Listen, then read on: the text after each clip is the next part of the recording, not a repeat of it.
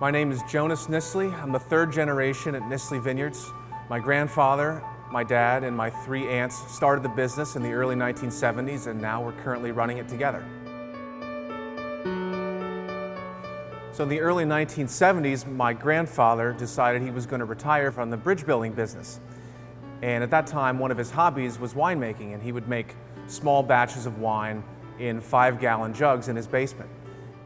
You had to have someone to taste this wine, so he would invite people from church or the neighbors or anyone. And one day he called my father and one of my father's friends in the basement, and he was giving him samples and drinking the wine, and he kept saying, "Isn't this good? Isn't this good? Isn't this good?" And I think my dad got a little fed up, and he said, "Well, yeah, if it's so good, why don't you make wine out of it and bottle it?" And so a few years after that, they started planting vines and building the building we're in right now. So now, 4 decades later, we have 30 acres of vines planted. We've planted about 5 this year.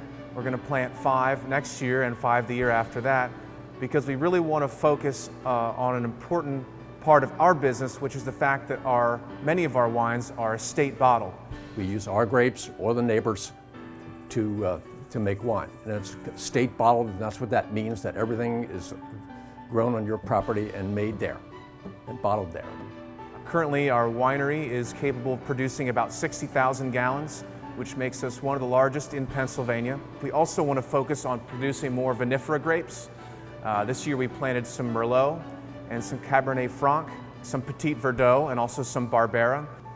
So one thing that makes my job a lot easier is being able to build on the successes that my family has had over the past decades.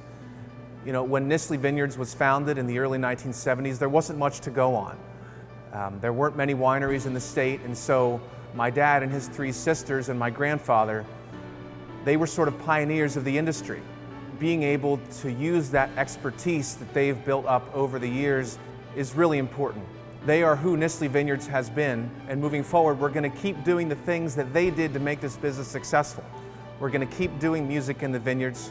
We're going to keep producing wines like Naughty Marietta and Rhapsody in Blue, but we're also going to do new things. We're going to start doing more events, we're going to start doing weddings, and we're going to start making more vinifera wines.